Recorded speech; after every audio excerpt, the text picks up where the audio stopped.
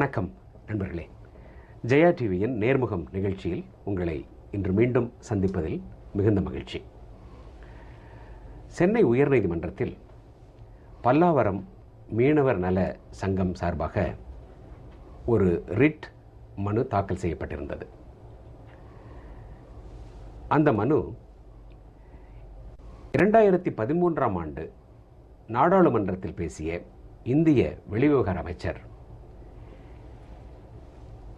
கச்சத்தீவு விவகாரத்தில் தமிழ் மீனவர்களின் நிலைப்பாடு குறித்த இந்திய அரசின் கருத்தை தெரிவித்தார். அது குறித்து இந்த மனு சென்னை உயர்நீதிமன்றத்தில் தாக்கல் செய்யப்பட்டிருக்கிறது. சர்வதேச கடல் எல்லை எது என்ற கேள்வியை கச்சத்தீவு யாருக்கு சொந்தம் என்பது தொக்கி நிற்கிறது. புதிதாக வரையப்பட்ட ஒரு கடல் எல்லை கோடுதான் இந்த பிரச்சனையின் ஆழம், அடிப்படை. இந்திய மீனவர்கள் சர்வதேச கடல் எல்லையை தாண்டி, அதாவது இந்தியாவிற்கு உரிமையில்லாத பகுதிகளுக்குள் செல்லுகிறார்கள். அவர்கள் அவ்வாறு செல்வதை தடுப்பதற்கு தமிழ்நாடு அரசு மீனவர்களுக்கு அறிவுறுத்த வேண்டும், அறிவுரை கூற வேண்டும் என்றும், ட்ராலர் என்ற இழுவை படகுகளை பயன்படுத்தி மீன் பிடிப்பதை தடுப்பதற்கும் மீனவர்களுக்கு கூற வேண்டும் என்றும் நாடாளுமன்றத்தில், இந்திய நாடாளுமன்றத்தில் இந்திய வெளியுறவுத்துறை அமைச்சர் ஒரு கருத்தினை தெரிவித்தார். இது குறித்து அமைச்சர் என்ன சொல்ல வருகிறார் என்பதை அவர் விளக்க வேண்டும் என்று கேட்டு பல்லாவரம் மீனவர் சங்கம் சார்பாக சென்னை உயர்நீதிமன்றத்தில் வழக்கு ஒன்று தொடுக்கப்பட்டது. இந்த வழக்கில் சில நாட்களுக்கு முன் பதில் மனு அளித்த இந்திய நடுவண் அரசு கச்சத்தீவு விவகாரம், அதாவது அந்த எல்லைக்கோடு, சர்வதேச எல்லைக்கோடு எது என்பது குறித்த விவகாரம் ஒரு முடிந்து போன கதை, அதை நாம் மீண்டும் பேச முடியாது என்ற கருத்தினை தன்னுடைய பிரமாண பத்திரிகையில் கூறியிருக்கிறது. மத்திய அரசின் இந்த கருத்து பேரதிர்ச்சி தருவதாக இருக்கிறது. இது முந்தைய அரசின் நிலைப்பாட்டை கூறுவதாக இருக்கிறது. இந்த எல்லைக்கோடு குறித்து, கச்சத்தீவு குறித்து பல்வேறு வழக்குகள் உச்சநீதிமன்றத்தில் நடைபெற்றுக் கொண்டிருக்கின்றன. எனவே மத்திய அரசு கச்சத்தீவு விவகாரத்தை முடிந்து போன விவகாரமாக கருதக்கூடாது, இப்போதைய நிலைப்பாடு அதிர்ச்சி அளிக்கிறது என்று முதலமைச்சர் செல்வி ஜெயலலிதா அவர்கள் பிரதமர் நரேந்திர மோடிக்கு கடிதம் எழுதியிருக்கிறார். அது குறித்து தான் இன்றைக்கு பேசப்போகிறோம். கச்சத்தீவு விவகாரத்தின் உண்மைகள் என்ன?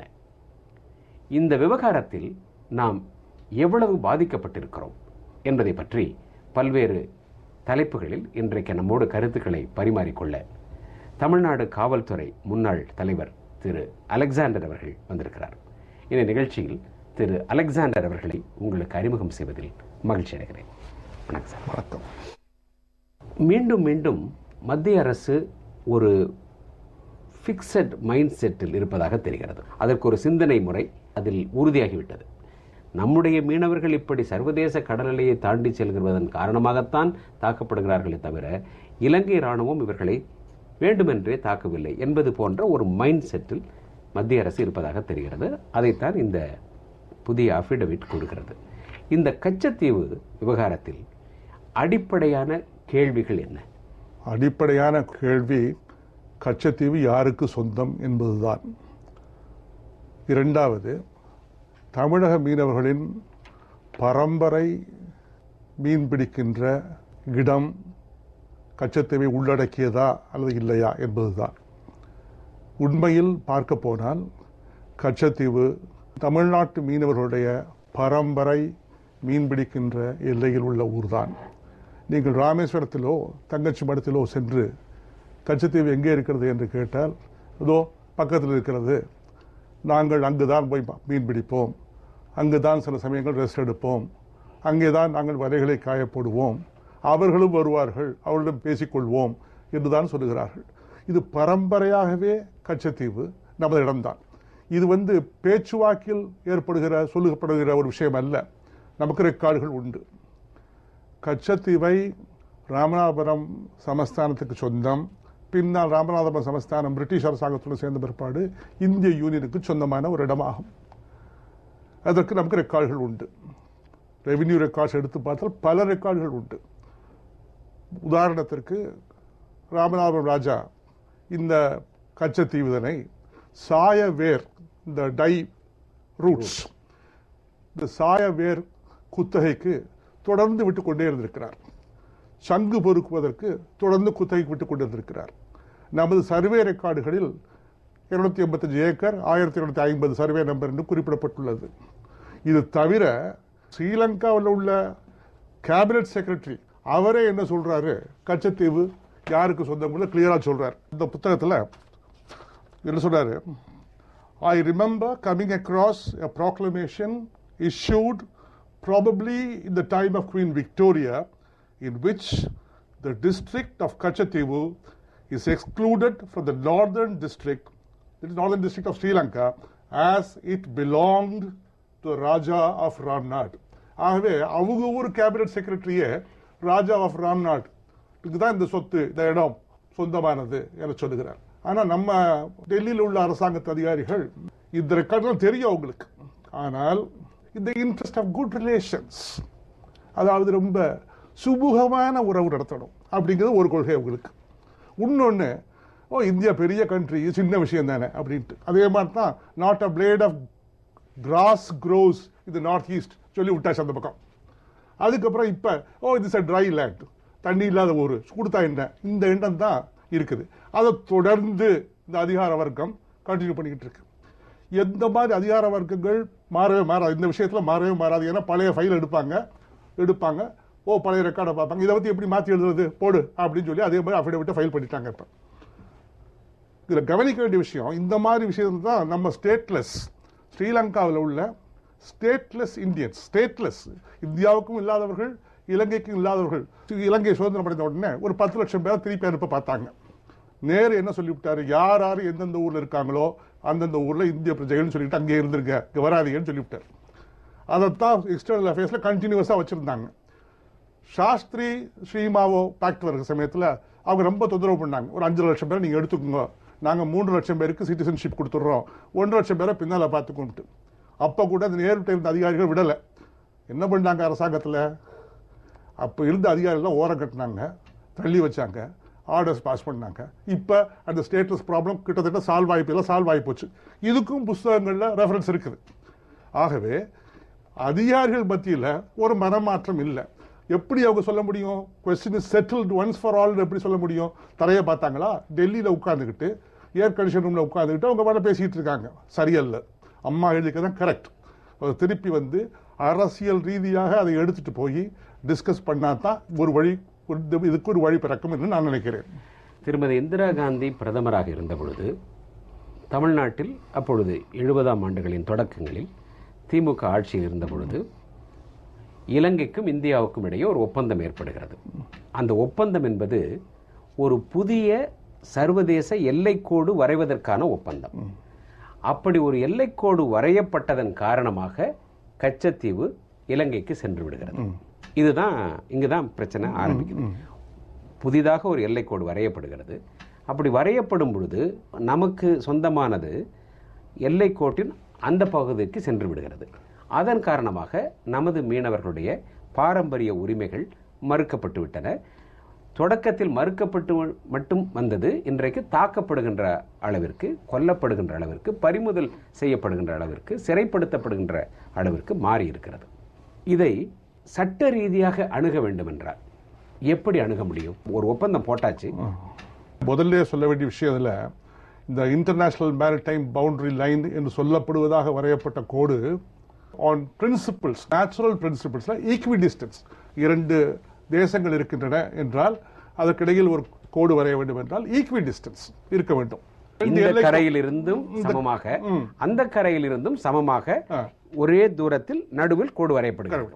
ஆனா இந்த படம், இந்த இடத்திற்கு படம் வரைகின்ற சமயத்தில் கோடு அப்படி வரையப்பட்டாலும் கச்சத்தீவை அவர்கள் பக்கம் சேர்ப்பதற்காக, இழுத்துக்கொண்டு செல்வதற்காக கோட்டை வளைத்து திருப்பி வளைத்து திருப்பவும் ஈக்விடிஸ்டன்ஸ் கொண்டு வருகிறார்கள். அதிலேயே பார்த்துக்கலாம் கச்சத்தீவு யாருக்கு சொந்தம் சொல்லி. இந்த இன்டர்நேஷனல் மேரிடைம் பவுண்டரி லைனும் அவர்களுடைய பிரஷர்னால, இலங்கையுடைய பிரஷர்னால இவங்க இப்படி வரைஞ்சாங்க. அதோட இந்தியாவுடைய பெருந்தன்மையில அது போச்சு. இந்த குட் ஃப்ரெண்ட்லி ரிலேஷன்ஸ் அதுல போயிடுச்சு. அப்படிதான் பாயிண்ட். அதுல இன்றைக்கு கோடு வரைவதற்காக ஒரு ஒப்பந்தம், அந்த கோடு வரையப்பட்டதன் காரணமாக அது அந்த கச்சத்தீவு அந்த பக்கம் சென்று விடுகிறது. கச்சத்தீவு நம்முடையதுதான் என்று நாமும், தங்களுடையதுதான் என்று இலங்கையும் சொல்லுகிறது. நம்முடையதுதான் என்று நாம் சொல்லுவதையும் தங்களுடையதுதான் என்று இலங்கை சொல்வதில் ஏதேனும் உண்மை இருக்கிறதா என்று கேட்கிறேன். அவர்கள் சில ரெக்கார்டுகளை காண்பிக்கத்தான் செய்வார்கள். இருந்தாலும் அவர்களுடைய சுப்ரீம் கோர்ட்டே ஒரு பர்டிகுலர் பீரியட்ல இந்த கச்சத்தீவு இந்தியாவுக்கு சொந்தம் என்று சொல்லியிருக்கிறது. அவங்க சுப்ரீம் கோர்ட்டு. ஆகவே ரெக்கார்டுகள் காமிக்கலாம், எப்பயும் ஒரு டிஸ்பியூட்ஸ்ல எப்பயும் ரெக்கார்டு காமிக்கலாம். ஆனால் அவங்க சுப்ரீம் கோர்ட்டே சொல்லியிருக்கிறது. என்னை பொறுத்த வரைக்கும் இந்த அக்காடுக்கு நம்ம அதிகமான மதிப்பு கொடுக்க வேண்டியது இல்லைன்னு தான் நினைக்கிறேன். ஏன்னா இலங்கை ஒப்பந்தத்தை இந்த ஒப்பந்தம் 1974 போட்டிருக்காங்க.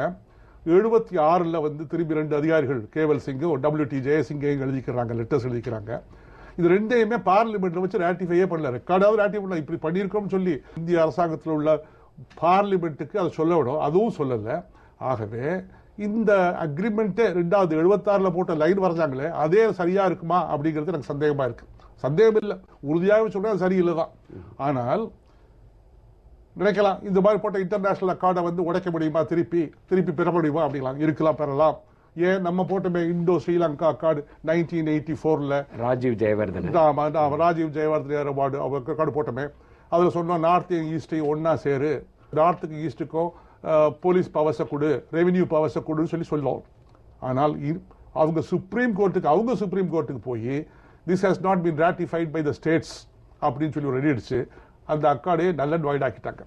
அவங்க அப்படி செய்யற சமயத்தில் நம்மளும் ஏன் செய்யக்கூடாது? ஆகவே madam stand to go before the Supreme Court is absolutely justifiable stand.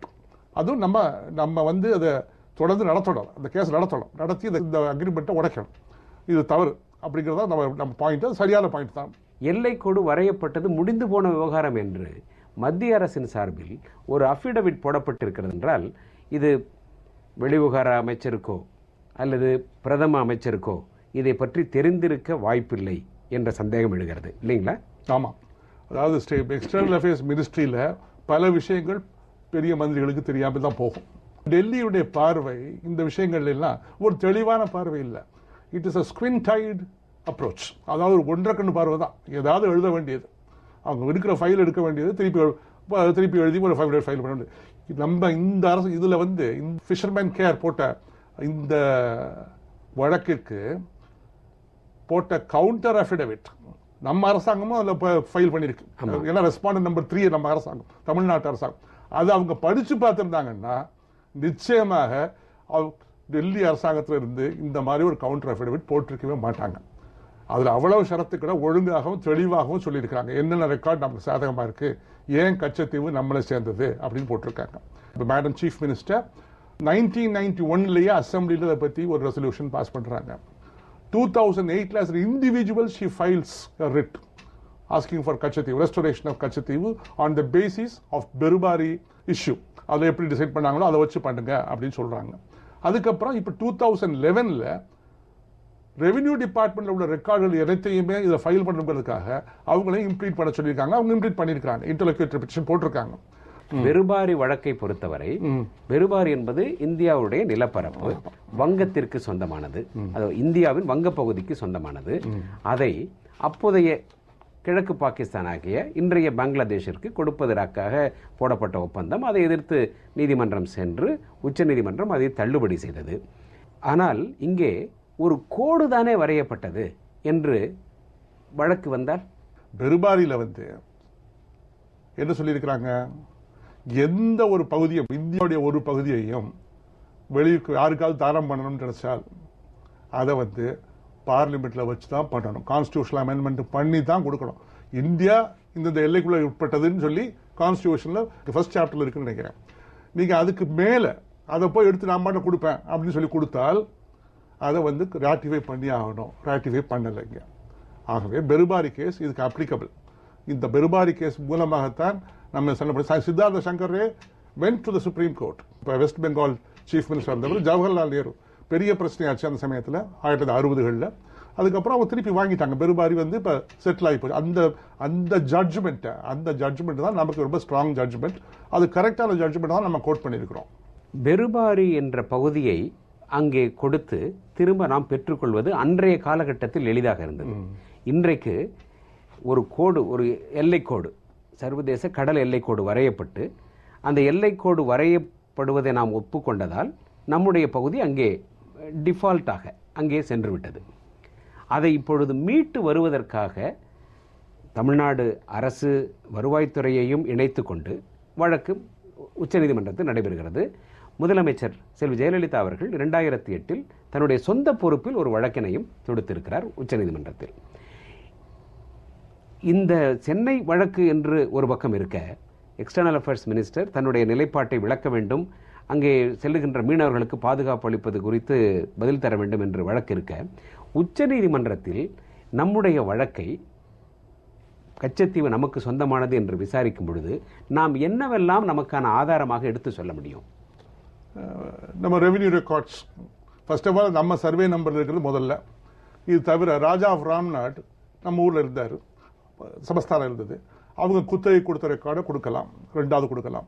மூணாவது பழைய காலத்து புஸ்தகங்கள், பழைய காலத்து பெரிய டிராவலாக்ஸ் எழுதுறதில்ல. ஃபார் எக்ஸாம்பிள் பிளினி அண்ட் டாலமி, ரெண்டு பேரும் நேச்சுரல் ஹிஸ்டோரியன்ஸ் சொல்லுவாங்க. அவங்க மேப்ல எல்லாம் வந்து டேப்ரபோன் அப்படின்னு போட்டு ஸ்ரீலங்காவை படம் போடுறாங்க. சைலோ டேப்ரபோன் போட்டு அதுல எல்லாம் இந்த கச்சத்தீவு அவங்க ஏரியாவில் காமிக்கல. இது தவிர நம்ம ஒரு சாமியார் வந்து இப்போ 1914லயோ 1915லயோ ஒரு Jesuit priest the islands of Pamban and the Christian villages அப்படின்னு ஒரு புத்தகம் எழுதியிருக்கிறார். அதுல வந்து இந்த வில்லேஜை பாம்பன்ல காமிக்கிறார். பாம்பன் எங்க இருக்குது? ஸ்ரீலங்காவில் இல்லை, பாம்பன் நம்ம ஊர்ல இருக்குது. ஆகவே நம்ம பகுதியில் உள்ள கோயில்களில் இது இருக்குது அப்படின்னு சொல்றாரு. ஆகவே நம்மளுடைய இடம் தான். இந்த மாதிரி ரெக்கார்ட்ஸ், ஏகப்பட்ட ரெக்கார்ட்ஸ். இது தவிர பீட்டிங் ப்ரொசீடிங்ஸ், இலங்கை அதிகாரிகளுக்கும் இலங்கையில் உள்ள பிரிட்டிஷ் அதிகாரிகளுக்கும் இந்தியாவில் உள்ள பிரிட்டிஷ் அதிகாரிகளுக்கும் நடந்த டிஸ்கஷன்ஸ், ராம்நாடு கலெக்டர் எழுதின discussions, the port officer of Pamban அவர் எழுதின லெட்டர்கள், the sub collector of Ramanathapuram அவர் எழுதின லெட்டர்கள், இவங்க எல்லாம் நிறைய விஷயம் இருக்குது. அதாவது நம்ம தமிழ்நாடு கவர்மெண்ட் போட்டிருக்க affidavit contains all the materials. அதை எடுத்து ஒரிஜினல் நம்ம எடுத்து கையில் வச்சுக்கிட்டு நிச்சயமா ஃபைல் பண்ணால் நிச்சயமா நமக்கு சக்சஸ் ஆகிறதுக்கு சான்ஸ் இருக்கு. இது ஒரு சர்வதேச ஆர்பிட்ரேஷனுக்கு போனால் நம்முடைய தரப்பு வாதம் என்பது ஏற்றுக்கொள்ளத்தக்க வாதம் என்று காட்டுகின்ற நடுநிலையான ஏதேனும் உங்களால் சொல்ல முடியுமா, சுட்டி காட்ட முடியுமா? இப்போ இந்த யுனைடெட் நேஷன்ஸ் நார்ம்ஸ்ல இருக்குது. அப்ரகேஷனுக்கு வந்து abrogation of any agreement can be done according to United Nations norms when இருக்குது. அதாவது யுனைடெட் நேஷன்ஸ்ல சில ப்ரொவிஷன்ஸ் இருக்குன்னு சொல்றாங்க. அதுல ரெண்டு நாடுகளுக்கு இடையில ஒரு அக்ரிமெண்ட் போட்டு அந்த அக்ரிமெண்ட் ஒழுங்காக ஒர்க் அவுட் ஆகல, ஒரு பார்ட்டி நல்லா சரியா இல்லைன்னு சொன்னா அந்த அக்ரிமெண்ட் அப்ரகேட் பண்ணலாம் அப்படின்னு சொல்லி இருக்குதுன்னு சொல்லி பார்க்கணும். நம்ம அது இருக்குது. அது ஒன்று. இந்த நீங்க சொன்னீங்கல்ல தொன்மை ரெக்கார்ட்ஸ், என்னென்ன ரெக்கார்ட்ஸ் இருக்கு? A book called Ceylon, Volume 1 by Sir James Emerson Tennant. அந்த புக்ல கச்சத்தீவு காமிக்கவே இல்லை, சிலோனுடைய பார்ட்டா. அதே புஸ்தகத்துல பக்கம் 536 537 இந்த ஐலண்ட் கச்சத்தீவு டாலமியும் பிளினியும் அதை காமிக்கல அவங்க மேப்ல. அவங்க மேப்ல இல்ல, போர்ச்சுகீஸ் மேப்ஸ்ல அவங்க இடத்துல இல்ல. அதே மாதிரி ஒரு ஃபாதர் பேசிஸ் சொன்னேன், ஃபாதர் லியோன் அவருடைய இதுல இல்ல. The revenue records and the agreements, various lease deeds given by Raja of Ramnad to the various leaseholders. அந்த leaseholders எல்லாம் தமிழ்நாட்டுக்காரங்க, இந்தியாக்காரங்க எல்லாம். ஒரு அப்துல் பரக்காயர், அப்புறம் ஒரு கருணாகரம் பிள்ளை, அதுக்கப்புறம் இது மாதிரி வருஷம் எல்லாரும் இருக்குதான். நம்ம சர்வே ரெக்கார்ட்ல, நம்ம லேண்ட் சர்வே ரெக்கார்ட்ல 285 acres 1250 சர்வே நம்பர் அப்படின்னு போட்டிருக்கு. அப்புறம் டைரக்டர் ஆஃப் ஃபிஷரிஸ் நிக்கல்சன் கவர்மெண்ட்டுக்கு எழுத லெட்டர்கள்ல கச்சத்தீவை காமிச்சிருக்கிறார். 1921 கொலம்போல போகும்போது இதுக்கு தயார் பண்ண ஆரம்பிக்கிறான். அப்பதான் அப்ப இந்த கச்சத்தீவு விஷயத்தை பத்தி பேசும்போது அப்ப டிஸ்கஸ் பண்றாங்க. அப்ப சொல்றாரு கச்சத்தீவு இவங்க இங்கிருந்து போன அதிகாரிகள் அவர் எஃபெக்டிவா அதை ஆர்கியூ பண்ணல. கடைசி என்ன பண்றான், அவன் அக்ரிமெண்ட்டை கச்சத்தீவு எங்களுக்கு தான் சொந்தம் அளவுக்கு எழுதிட்டான். எழுதின பிற்பாடு மெட்ராஸ்க்கு வருது அந்த லெட்டர். மெட்ராஸ்ல இருந்து அப்ப எல்லாம் கண்ட்ரோல் வந்து லண்டன். ஸோ லண்டனுக்கு போகும்போது லண்டன்ல இந்த டிஸ்பியூட்டை பத்தி ஒன்றும் இது சரியா இவங்க ஏதோ கஜாமஜா ஆயிருக்குன்னு நினைச்சுக்கிட்டு என்ன பண்றாங்க, பேசாமல் அப்படியே வச்சுட்டாங்க.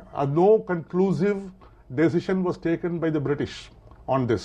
But all these records indicate that it belongs to us. And the affidavit very clearly brought out that இந்த ஐலண்ட் நமக்கு தான் சொந்தம் அப்படிங்கிறது கிளியராக இருக்கிறது. வடக்கு இலங்கையினுடைய பெரும் பகுதியை தங்களுடைய கட்டுப்பாட்டில் டச்சுக்காரர்கள் வைத்திருந்தார்கள். அவர்கள் இங்கிலாந்துக்காரர்களுக்கு அதை கொடுத்தார்கள். அவர்கள் கொடுத்ததில் இந்த பகுதி குறிப்பிடப்பட்டிருக்கணுமே? இல்லை. அதாவது டச்சுக்காரர்கள் பகுதி எல்லா பகுதியும் கண்ட்ரோல் பண்ணல, வின் பண்ணாங்க. வின் பண்ணிட்டு அங்க இருக்கிற சிற்றரசுகளை கூப்பிட்டு இந்த உள்நாட்டு பூரா நீ எடுத்துக்கோ, கோஸ்டல் லெங்த் பூரா என்னுடைய கண்ட்ரோல்ல இருக்கு அப்படின்னு சொல்றாங்க. எந்த சிற்றரசற்றையும் இந்த கச்சத்தீவு இருந்ததில்லை. ஆகவே இலங்கை சிற்றரசற்றை இருந்ததில்லை. ஆகவே இதை பத்தி மென்ஷனே இல்லை. மற்ற சிற்றரசுகள் பேரை பூரா வரிசையா போட்டிருக்கேன். இந்த ஊருக்கு உனக்கு கொடுத்திருக்கேன் வரிசையா லிஸ்ட் அவுட் பண்றான். ராஜா ஆஃப் ராம்நாட பத்தி சொல்லல, டச் ரெக்கார்ட்ஸ்ல இவங்களை பத்தி. ஆகவே இந்த லேண்ட் பத்தி அவங்களுக்கு சொந்தமானதே கிடையாது, இது நம்மள்ட்ட தான் இருந்திருக்கு. இது குறித்து முதலமைச்சர் செல்வி ஜெயலலிதா அவர்கள் தனிப்பட்ட முறையில் தொடுத்திருக்கக்கூடிய வழக்கு, இப்பொழுது தமிழ்நாடு அரசினுடைய வருவாய்த்துறையை இணைத்து தொடுக்கப்பட்டிருக்கக்கூடிய வேறொரு வழக்கு. இந்த வழக்குகளுக்கான அடிப்படை ஆதாரமாக நாம் தந்திருப்பது என்ன? இந்த அஃபிடவிட்ல இருக்கிற இந்த ரெக்கார்ட்ஸ் எல்லாம் இருக்கும். இந்த அஃபிடவிட்ஸ்ல இந்த ரெக்கார்ட்ஸ் எல்லாம் கோட்டட் ரொம்ப அழகா பண்ணியிருக்காங்க, ரொம்ப எஃபெக்டிவா பண்ணியிருக்காங்க. இன்றைக்கு இது முடிந்து போன விவகாரம் என்று மத்திய அரசு ஒரு அஃபிடவிட்டை தாக்கல் செய்துவிட்டது நம்முடைய நீதிமன்றத்திலேயே. எங்களுடைய மீனவர்கள் பிடித்து செல்லப்படுகிறார்கள், எங்களுடைய மீனவர்களுடைய படகுகள் எல்லாம் அங்கே பறிமுதல் செய்யப்பட்டு வைத்திருக்கிறார்கள், எங்கள் மீனவர்கள் சிறையில் அடைக்கப்பட்டிருக்கிறார்கள். இந்த எல்லைக்கோடு விவகாரம் குறித்து மத்திய அரசு நிலைப்பாட்டை சொல்ல வேண்டும் என்று கேட்டதற்கு அதெல்லாம் முடிந்து போன விஷயம் என்று சொல்லிவிட்டது மத்திய அரசு. ஒரு முடிந்து போன விஷயம் என்று மத்திய அரசே சொன்ன பிறகு எந்த அளவிற்கு இதில் மத்திய அரசுக்கு புதிதாக வந்திருக்கக்கூடிய ஆட்சியாளர்கள் தங்களுடைய நிலைப்பாட்டை மாற்றிக்கொள்ள வாய்ப்பு இருக்கிறது? இதில் முக்கியமான பாயிண்ட், ஜன்சங் மிஸ்டர் கிருஷ்ணமூர்த்தி, ஜனா கிருஷ்ணமூர்த்தின்னு ஒருத்தர் இருந்தார். அவரே அந்த காலத்தில் வாஜ்பாய், இந்த பிஜேபியுடைய தலைவர், பெருந்தலைவர் இருக்காரு வாஜ்பாய், அவர் சொல்லி ஒரு கேஸ் போட்டார். அந்த கேஸை சுப்ரீம் கோர்ட் டக்குன்னு அட்லிம்டி தள்ளி விட்டாங்க. ஏன்னு கேட்டால் அப்போ இருந்த அரசாங்கம் வேற அரசாங்கம், அதை கவனிக்கணும் நம்ம. இப்போ அவங்க அரசாங்கம் இருக்குது, பிஜேபி கவர்மெண்ட் இருக்குது. அவங்க முந்தைய சொல்லியிருக்காங்க we will take a permanent solution அப்படின்னு ஓப்பனாக ஸ்டேட்மெண்ட் கொடுத்துருக்காங்க. ராஜ்நாத் சிங் வந்து பேசியிருக்கிறாரு அங்க. அதே மாதிரி அம்மா external affairs ministry Shrimati Sushma Swaraj அவங்களும் சொல்லியிருக்கிறாங்க. ஆகவே we must hope for the best. We must go to them and then plead with them and then get it. Not plead, fight with them and get it. இந்த பிரச்சனையில் இன்னும் தெளிவாக நம்முடைய நீதிபதிகளுக்கு புரியணும். ஏன்னா நம்ம நீதிபதிகள் எடுக்கின்ற பார்வையை பொறுத்து தானே இருக்கு. இதை நாடாளுமன்றத்திற்கு கொண்டு செல்லுங்கள் என்று நீதிபதிகள் சொன்னா தானே இது நடக்கும். நம்முடைய நீதிபதிகளுக்கு இன்னும் என்ன புதிய தகவல்களை சொல்லியிருந்தா சென்னை உயர்நீதிமன்றத்திற்கு மத்திய அரசு என்ன மாதிரியான அஃபிடவிட் போட்டிருந்தா நமக்கு இந்த அதிர்ச்சி ஏற்பட்டிருக்காது? அவங்க நம்ம அஃபிடவிட் படிச்சிருந்தாலே போதும்னு நினைக்கிறேன். நம்ம அஃபிடவிட் படிக்கல. அவங்க பல்வேறு புத்தகங்களை நீங்க படிச்சு காட்டினீங்க, பல்வேறு தகவல்களை நீங்க சொன்னீங்க. நீங்க அந்த கடற்கரை பகுதிகளில் பணியாற்றியவர், அந்த மக்களோடு நெருங்கி பழகியவர். ட்ரெடிஷனலா என்ன அவர்களை இணைக்கின்றதாக காட்டுகின்ற பண்பாட்டு ரீதியான தொடர்பை, கச்சத்தீவை காட்டுகின்ற தொடர்பை என்ன தகவலை நீங்க சொல்ல முடியும்? அதாவது உங்களுக்கு ஒரு மிக முக்கியமான விஷயம், இருபக்க மீனவர்களுமே நெருங்கிய சொந்தக்காரர்கள் சொல்ல முடியாது, உறவினர்கள் தான், ஒரு வகையில் உறவினர்கள் தான். அதாவது கடற்கரையில் உள்ள பாரம்பரிய மீனவர்கள், நம்ம ராமநாதபுரத்துலேருந்து அந்த கடற்கரை, அந்த பக்கம் ஜாஃப்னா அந்த ஏரியாவில் அந்த வடக்கு இருக்கிற மீனவர்களுமே ஒருவருக்கொருவர் உறவினர்கள் தான். அந்த காலத்துலலாம் நான் சிறு பிள்ளையா இருக்கும்போது நான் கேள்விப்பட்டது உண்டு. தங்கச்சி மடத்துக்கு சினிமா பார்க்க வந்துடுவாங்க டூரிங் தேட்டரில், இங்கே சாப்பிட்டுட்டு திரும்பி போயிடுவாங்க இலங்கைக்கு, அவங்க ஊருக்கு போயிடுவாங்க. அதாவது இது நமக்கு இங்கேருந்து கும்பகோணத்துலேருந்து திருச்சிக்கு போகிறது மாதிரி அவ்வளோ ஷார்ட், ஒரு ஈஸி டிரான்ஸ்போர்ட், ஈஸி கம்யூனிகேஷன் இருந்த இடம். இது காரணம் என்னன்னு கேட்டிங்கன்னா, both of them were converted by the Portuguese.